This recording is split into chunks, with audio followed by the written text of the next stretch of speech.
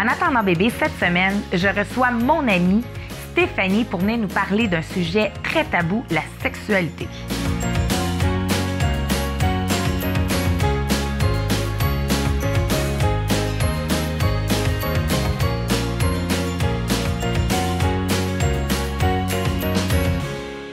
Stéphanie. Bonjour Chantal. Je suis super contente de te rencontrer. C'est la première fois vraiment qu'on va élaborer un peu plus ce sujet-là parce qu'on se connaît bien.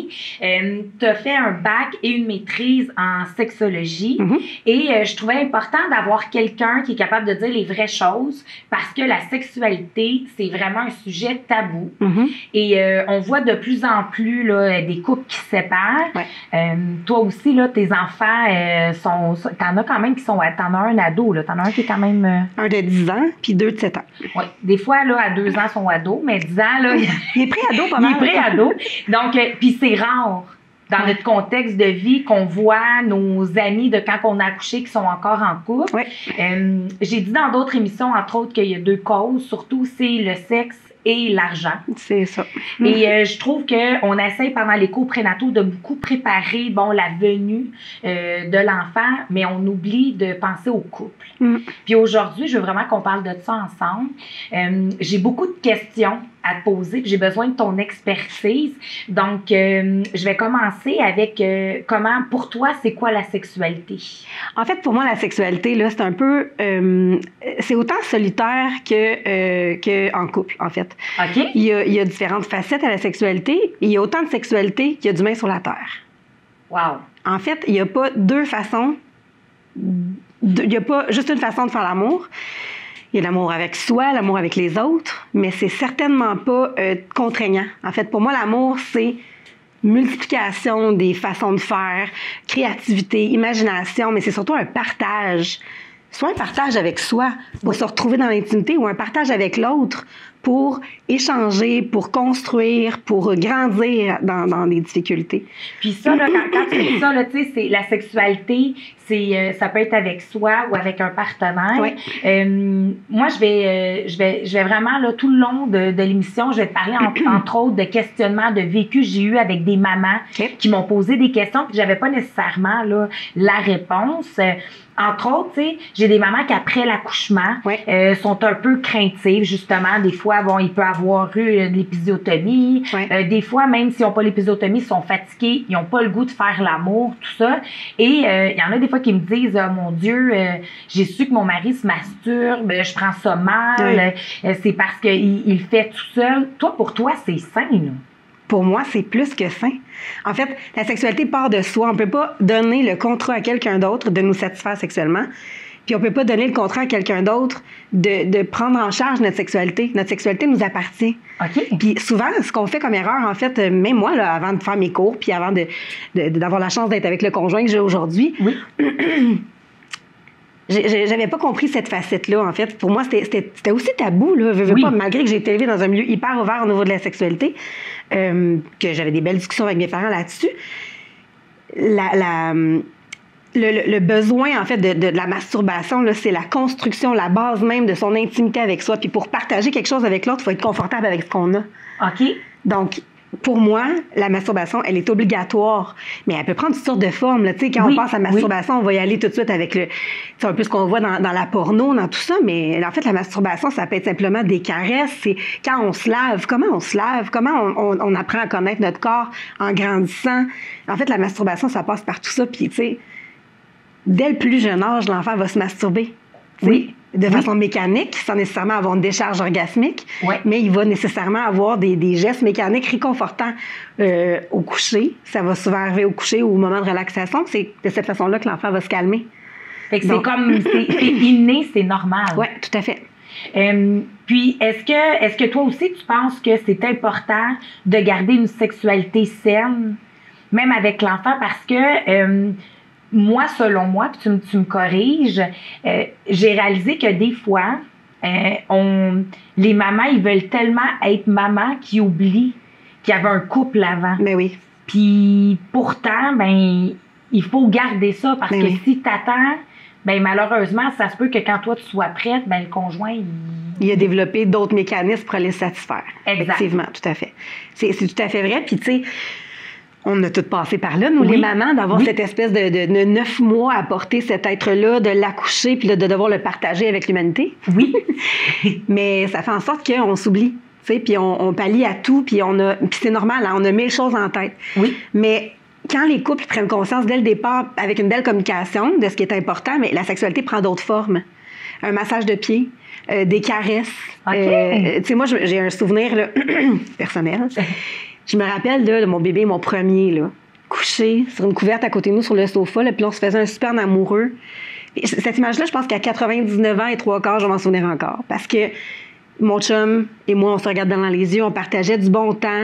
Les moments à l'hôpital, moi, j'ai toujours appelé ça l'hôtel en faisant des lapsus parce que on avait une super belle harmonie, oui, mais c'était très sexuel aussi. Il y avait du désir.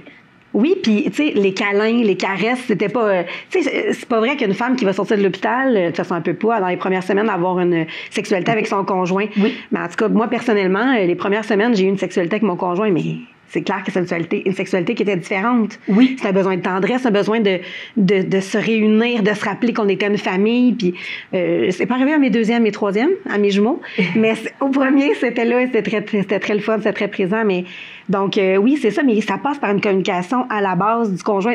Et quand on a des enfants, mais ça prend le bord, ça. Oui. On manque de sommeil, on est en survie, on essaie d'apprendre à connaître cette troisième personne-là qui est l'intrus, mais qui devient la personne la plus importante pour tout le monde. Oui. Fait qu'on s'oublie, effectivement. Mais est-ce que tu crois, c'est une erreur, mais est-ce que tu crois qu'on doit au début, tu sais, parce que on veut pas que la sexualité soit devenue une routine. On veut pas ça, non. On veut qu'il y ait de la magie puis tout ça, mais est-ce que... Tu sais, mettons que moi, je prends, moi, dans mon cas, mettons, avec Marguerite, bon, on était rendu avec 5 enfants dans la maison. Mm-hmm. C'est sûr que c'était pas les relations sexuelles de quand je l'ai rencontré, passionnelles pendant 1 heure. Non, c'est clair. Non, avec 5 enfants, on se rencontre les deux dans la salle de bain, puis... on espère qu'ils nous appellent pas. On va faire à semblant que je me brosse les dents, puis toi, t'es aux toilettes, puis on fait ça en 10 minutes. C'est ça. Mais on avait quand même du plaisir puis on trouvait ça rigolo. Okay? Puis c'est pas ce moment-là qui est important, c'est les autres après où vous allez repenser à ça puis vous allez vous regarder puis dire on vient de faire ça. On est wild. Oui, c'est ça. C'est la complicité qu'on le faisait parce que on voulait rester un couple. Oui. On avait besoin, puis c'est peut-être égoïste aussi, mais j'avais besoin, puis j'ai pas les mères, là, wow, là, c'est... bon, c'est quelque chose. C'est quelque chose, OK? Puis il y en a qui veulent l'être puis qui peuvent pas l'être, donc... Mais c'est pas péjoratif, mais je voulais pas être juste une mère. Ben oui. Je voulais me sentir femme. Ben oui. Je voulais me sentir que mon mari, il me désirait encore, tout ça. Il y en a que quand ils sont enceintes... soit qu'ils ont les hormones, puis qu'ils en veulent, puis ils en ont jamais assez. Hein? Ça peut être le conjoint qui veut pas parce que maintenant il est rendu une mère. Oui. Ça, tu perçois ça comment? Parce que ça, des fois, c'est justement, là, bon, ceux qui sont enceintes, leur première grossesse, leur mari, leur chum, mais bon, habituellement, ils aiment ça. Ils ont une sexualité quand même assez épanouie. Et là, sont enceintes, la bédaine paraît et elle a des hormones, elle veut le faire 2 fois par jour. Ouais. Et là, lui ne veut plus. Ouais. Comment qu'elle doit, comment qu'elle doit prendre ça? Parce que souvent, ils prennent mal, mais... Mais en fait, c'est un moment dans leur vie où ils sont dans le doute, où est-ce que leur estime d'eux-mêmes, même s'ils se sentent magnifiques avec ces belles hormones qui font qu'elles rayonnent, elles ont besoin d'être rassurées parce que là, en fait, elles se sont lancées dans le vide, ont créé une famille avec quelqu'un, elles se sont mis en danger un peu, tu sais. Veux pas, là, c'est quelque chose. Puis là, l'autre conjoint qui est pas du tout participatif, puis lui, au contraire, qui met les freins pour toutes sortes de raisons ou croyances erronées. Mais en fait, c'est encore là la communication qui peut être la base des choses. Mais par expérience, j'en ai vu des femmes qui, malgré qu'ils en ont parlé avec leur conjoint, ça ne changeait rien. C'était un ressenti. C'était impossible pour le conjoint de passer par-dessus ce rôle. Maintenant, c'est plus une femme, c'est une mère. Oui. Mais ça c'est plus profond que... Ça part de loin, tu sais. Ça dépend de leur rôle de mère. Comment leur père traitait leur mère. Est-ce que c'était juste une mère, cette femme-là, puis là, elle avait perdu tout l'érotisme, toute sensualité, tu sais. Donc, ça peut être profond à ce moment-là. C'est une bonne idée d'aller chercher un coup de main, là, tu sais. Oui, c'est ça. Hein? Oui, c'est ça, exactement. Parce que ça peut, même après que le bébé soit venu au monde... Ça va perdurer d'une façon différente, mais ça va perdurer. Là. Ça va être une mère. Puis c'est ça. Ça, tu conseillerais, dans le fond... D'aller consulter. D'aller consulter. d'aller consulter. Puis d'un autre côté, un mari, exemple, un conjoint, un chum, peu importe, qui comment je pourrais dire ça, qui est pas capable de satisfaire, parce que là, on en veut trop. Tu sais, parce que aussi, ça arrive. Ben oui, tout à fait. Ça arrive.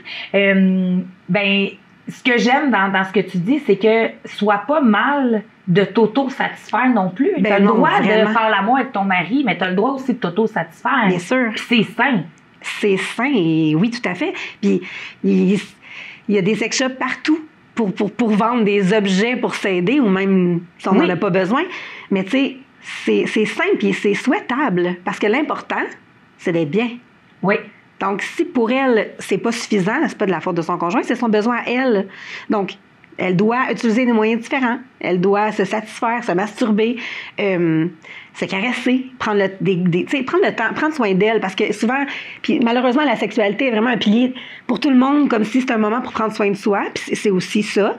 Mais c'est pas le seul. Fait que, tu sais, d'apprendre un peu à regarder, j'ai-tu vraiment besoin de sexualité, ou j'ai besoin de prendre du temps pour moi, ou de relaxer, ou d'identifier vraiment son besoin, tu sais, d'aller voir. Et si c'est un besoin de sexualité, parce que là, les hormones dans le tapis, puis ça y va au poste, ben vas-y. Oui. Ton conjoint, ça ne tente pas, ben. Puis, est-ce que toi, t'es d'accord qu'à un moment donné, moi, j'étais plus du type les hormones dans le prolong enceinte, puis moins un coup, j'accouchais, tu sais, en fait. Donc, mais est-ce que tu es d'accord qu'il y en a des mères là, qui viennent me parler quand ils ont un jeune bébé, quand je les rencontre, tout ça. Puis là, ben, ils l'ont des fois pas fait pendant 3 mois avant d'avoir accouché. Oui. Puis pourtant, c'est prouvé que le sperme, fait que rendu au 5e, tu veux ça sort. Oui. Fait que c'est ça. Ça, puis le lavage de plancher. Hein? Oui, exact. Je le faisais en lavant mon plancher. Tout le temps. Écoute. Mais est-ce que tu es d'accord qu'à un moment donné aussi, moi, je compare, puis je sais pas si c'est correct, puis je voudrais avoir ton opinion. Moi, je compare ça un peu à manger du chocolat. Que si tu arrêtes d'en manger du chocolat, tu vas perdre le goût. Puis qu'à un moment donné, si tu l'as pas fait 3 mois avant, puis que là, ton mari il essaye, puis il te fait des câlins, puis tout ça, puis que tu le refuses tout le temps, à un moment donné, il faut comme... Malheureusement, peut-être c'est pas conseillé, mais la première fois puis la deuxième fois là, que tu fais l'amour, là, ben c'est sûr que tu as... Ben, en tout cas, pour moi, je parle de moi, tu as du stress, tu as de l'anxiété, parce que tu as peur que ça fasse mal. C'est pas pareil. Tu as des petites douleurs. Les positions, c'est pas les mêmes positions qu'avant. Fait que c'est pas... je dirais pas que c'est agréable tout de suite, là. Ben, je pense que oui, t'as raison, c'est un peu comme l'appétit vient en mangeant. Tu sais, des fois, t'as pas faim, mais tu vas manger, puis là, ça va être correct. Effectivement, ça, c'est mon avis personnel. Tu sais, je sais pas ce que... Je dirais pas on va se forcer puis on va essayer, mais en même temps, si le désir d'être avec l'autre est là, on parle pas ici de se forcer, mais en même temps de se dire, ouais, là, j'ai pas le temps, ça fait longtemps que je l'ai pas fait, je me sens mal, j'ai des craintes. Premièrement, parle-en avec ton conjoint. Dis-le que tu as peur que ça te fasse mal. Dis-le que ben, les sensations sont différentes pour toi, puis masturbe-toi avant. OK, oui. Retrouve le désir. Exactement. Va l'identifier. Comment je le sens maintenant, mon désir? Comment je me sens dans ce nouveau corps-là? Puis dans toutes mes inquiétudes que j'ai. Tu sais, mon bébé se met à pleurer. Comment je me sens? OK, là, j'ai plus le goût. Tu sais, plutôt que de vivre des déceptions à répétition avec le conjoint, parce que ça va arriver, là. Ah oui. Tu sais, c'est pas... On commence puis on finit, puis ça prend 4 heures, comme dans le... Non, j'exagère. Mais... non, c'est ça. C'est plus... Non, fait que parle-en, dis-le à ton conjoint, puis tu sais... Allez-y doucement, puis pas obligé d'utiliser la pénétration la première fois. Prenez le temps de voir, maintenant, je lubrifie comment, maintenant, mon clitoris va répondre comment, tout ça, puis si j'ai eu l'épisiotomie, comment je vais sentir mes cicatrices, est-ce que c'est sensible, est-ce que... Fait que, tu sais, puis oui, si ça fait 6 mois, parce que 3 mois avant, 3 mois après, puis plus dans certains cas... Puis qu'il n'y a rien eu... C'est pas magique, là. C'est ça. Tu sais, ça va faire mal au début. Tu sais, ça va être légèrement inconfortable. N'importe, tu sais, je veux dire, c'est plate, mais quand c'est pas utilisé depuis longtemps, le vagin, ben, il va se resserrer un peu. Puis si on a eu l'épisiotomie, ben, ça va faire mal, tu sais. Fait qu'on faut se détendre, faut faire des exercices, je sais que c'est peut-être pas tous les couples qui font ça, mais ce qui est recommandé, c'est nécessairement le toucher vaginal avant l'accouchement pour détendre le vagin. Mais on y va, puis on utilise l'humour, puis on rit, puis c'est ça. Puis, tu sais, je le sais, moi, personnellement, j'aimais ça qu'on se lave avant, tu sais. Ça me donnait la proximité que j'avais besoin, puis là, il Et je lui ai permis de me toucher avant pour des... Mais moi, j'ai pas accouché vaginal, j'ai été chanceuse, mais j'ai eu des cicatrices, j'ai eu des trucs. Donc c'est sûr que c'était différent. Tu sais, mon ventre était plus mou, on se sentait comme moins bien. Mais il y a ça aussi. Ben, c'est ça, on est différents.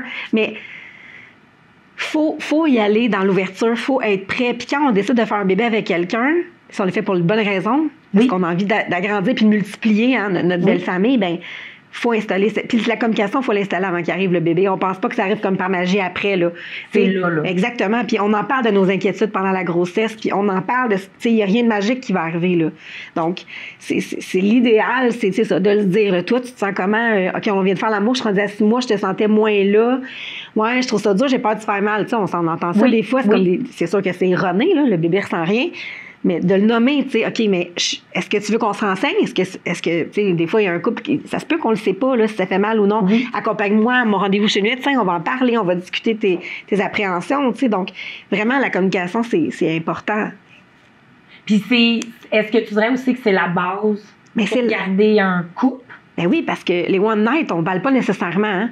On fait notre affaire puis on se revoit plus. Mais la différence, c'est ça dans un couple, c'est qu'on va faire un bout de chemin ensemble. Puis dans l'idéal, en fait, nécessairement, les gens habituellement, ils ont envie de faire un bon bout de chemin ensemble. Oui. Donc, c'est sûr, il faut que ce soit là, la communication, sinon ça n'existera pas. Ça va être des frustrations, ça va être des non-dits. Chacun va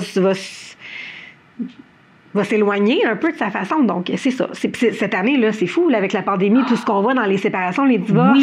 Ben, il n'y a rien qui se passe comme c'est supposé, tu sais. Oui. Les enfants qui sont toujours présents, l'irritation, on n'est plus disponible. On est complètement envahi par tout ce qu'on vit. Notre stress, notre anxiété, financièrement, comme tu disais au début, c'est quelque chose qui arrive. Donc là, tout est ensemble, tout est mélangé. Fait qu'il faut arriver à discuter pour essayer de trouver comment on va passer au travers de ça. Là. Puis on va se le dire quand même, c'est que moi, à chaque grossesse, là, en tout cas, surtout la première, j'ai pris comme 100 livres. Okay. Moi, dans ma tête, j'étais très insouciante. J'étais la première qui tombait enceinte.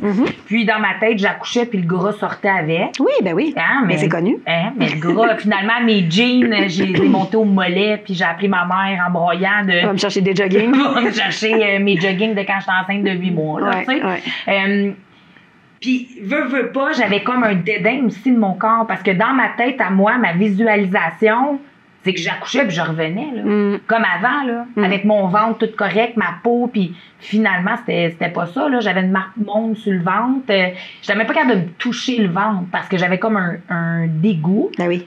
Mais j'avais aussi un chum qui me disait que inquiète-toi pas, ça va bien aller. Ouais. Tu sais, il me mentait pas. Il m'aurait dit, hey chérie, t'es comme avant. J'aurais dit, je m'excuse d'expression, là, mais tu sais, en tout cas, tu sais ce que je veux dire, là. Tu sais, fait, il a été honnête avec moi aussi, là, tu sais. Mais je pense que quand on est capable, après tant d'enfants, des grossesses, tout ça, je pense que la sexualité est bien meilleure que ce qui était au début. Parce qu'on se connaît vraiment plus. Ben oui. Mais ça arrive des fois que ça me tente pas. Puis que parce que je me laisse aller, puis je veux comme y faire plaisir, je tombe dans le jeu, puis j'ai plus de plaisir que lui. Tu sais, je pense que c'est ça aussi à un moment donné, hein. Faut comme se donner. J'ai le goût de dire forcer, mais c'est pas forcer, tu sais. C'est ça. Se laisser aller, puis tu sais, je sais pas, moi, je me suis toujours dit ça, quand il y a quelque chose qui me tente pas habituellement, c'est là que j'ai le plus de fun. Tu sais, ne serait-ce que je m'en vais souper chez des amis, puis ça me tente pas, finalement, j'ai pu revenir. Mais c'est un peu ça, là, la sexualité, puis tu sais, c'est un don de soi, hein? Puis quand il en reste plus dans notre réserve de don de soi, là, parce qu'on l'a donné à tout le monde toute la journée, là, ben il y en a plus. Oui. Fait qu'à un moment donné, il faut se dire, mais finalement, non, c'est pas un don. Je vais aller prendre soin de moi. Mais c'est ça l'affaire, c'est qu'après, tu te sens bien mieux. Ben non, c'est clair, l'endorphine qui est sécrétée par le plaisir, toutes les hormones qui sont sécrétées pendant qu'on fait l'amour, ça fait du bien. J'avais aussi, ça c'est un autre sujet que je voulais te parler, moi dans mon entourage, en fait, il y en a beaucoup qui me disaient comment tu fais pour avoir une sexualité avec François, autant d'enfants, puis bon, j'ai été chanceuse, là. Je me suis jamais fait pogner par mes filles. Oh, OK. J'ai une porte qui barre 2 fois.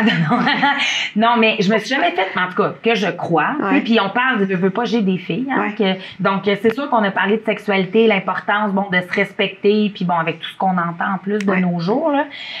On a parlé de sexualité, mais... il y en a beaucoup qui me disaient, moi, je suis pas capable de faire ça si mes enfants sont réveillés. Moi, je suis pas capable de... Puis moi, je vais t'avouer qu'il y a été des moments, surtout quand les enfants, les 5 étaient plus jeunes, ben comme je disais, c'était des fois une petite vite dans la salle de bain, vite, tout le monde était réveillé, puis ils pensaient qu'on se brossait les dents, puis tout ça. Est-ce que tu penses que c'est pas correct? Mettons que nos enfants l'auraient su. Comment tu perçois ça? Qu'est-ce que tu fais? Mettons qu'on m'aurait fait pogner, tu fais quoi? Ah, mon Dieu, moi, à chaque fois qu'on le fait, je m'invente un scénario différent si jamais je me fais pogner. Puis on le dit à mon chum, on se le dit tout le temps, là, OK, s'il arrive, on va dire qu'on faisait ça, j'avais mal, tu m'as mis de la crème, ou tu sais, on invente des scénarios parce que ça peut arriver, tu sais, je veux dire, mais en même temps, c'est naturel, puis en fait, on s'aime. Ben c'est ça aussi. Mais tu sais, plus les enfants vieillissent, plus ça évolue, tu sais, là, ils vont nous le dire. Faites-vous l'amour, vous autres, puis maman, papa, il regardait tes seins, ou tu sais, puis là, ils vont nous faire des commentaires comme ça, puis ben ça se peut, on s'aime, tu sais. Oui. Fait qu'en fait, moi, je normalise. Puis je pense que c'est important de normaliser. C'est pas une cachette, la sexualité. C'est important que les enfants ne nous voient pas quand on fait l'amour, on va se le dire très clairement. Parce que, je veux dire, il y a toutes sortes de choses qui se passent, puis les cris qu'on fait, des fois, ils peuvent penser qu'on se fait faire mal. Ils n'ont pas d'affaire à savoir ça, tu sais. Oui. Mais c'est pas malsain de... Ça arrive, puis moi j'ai pogné mes parents, je m'excuse s'ils voient ça, mais moi je les ai déjà pognés avec ma meilleure amie. Je suis rentrée 2 grandes portes françaises dans la chambre à mes parents, puis j'ai fait « Oups, m'aller vider le lave-vaisselle ». Tu sais, bon, je savais ce qui se passait, mais ben oui, ça reste là. Puis, mais on le sait que nos parents font l'amour, tu sais, à un moment donné, puis je pense que plus les enfants vont vieillir, ça va même être rassurant pour eux de savoir que ben leurs parents se sont aimés. Tu sais, moi, ma mère s'assoyait sur les genoux de mon père, là, tous les jours, j'ai vu mes parents se faire des câlins, s'embrasser. À quel point mon père aime ma mère. Je pourrais donner 20 000 exemples à quel point c'était ça. Fait que moi, c'est ça que j'ai essayé de reproduire avec mes enfants. Moi, mon chum, il va passer de moi, il va me pogner une fesse. Oui, ça, puis là, mon plus vieux va faire la même affaire, puis je vais faire non, ça, c'est les fesses à moi. Puis là, mon chum va dire non, c'est les fesses à moi. Fait que, tu sais, c'est comme un jeu, puis c'est là, puis ça aurait pu, tu sais, ça se peut que les enfants rentrent, puis c'est. Ben, on arrête tout, tu sais, puis on règle le petit besoin. Puis qu'est-ce que vous faisiez? Bien, on jouait. Tu sais, je pense que c'est important de s'en parler, de se dire qu'est-ce qu'on pourrait dire, surtout de ne pas avoir l'air paniqué, puis genre, sors d'ici, puis t'as pas... Non, c'est pas ça, tu sais. C'est garoche en bas de lui. C'est ça, tu sais, genre, ferme la porte! Mais non, c'est pas dramatique, tu sais, je veux dire, il est pas en train de me tuer, là. On fait un moment d'intimité, puis on peut le dire aux enfants, là. Moi, je pense que dans tous les sujets avec les enfants, on peut nommer les choses. On va valider ce qu'ils ont vu. Qu'est-ce que tu as compris de ce qui s'est passé? Qu'est-ce que tu as vu? Ben, j'ai vu papa qui est en train de te battre à maman. Tu sais, des fois, là. Oui. Ben, tu penses qu'il faisait ça? Ben oui, là, il faisait OK, non, mais c'est parce qu'on faisait des massages. Mais on a vu ça dans une émission, puis, tu sais, on va l'essayer. Oui, c'est ça, pour normaliser. Ben oui, vraiment. Puis là, on s'occupe de lui après, puis là, après ça, on en rit pendant longtemps, puis on finit. Puis en terminant, là, j'aurais aimé ça de parler encore plein d'autres temps. Ça passait vraiment trop vite. Mais j'ai aimé, là, tu disais souvent...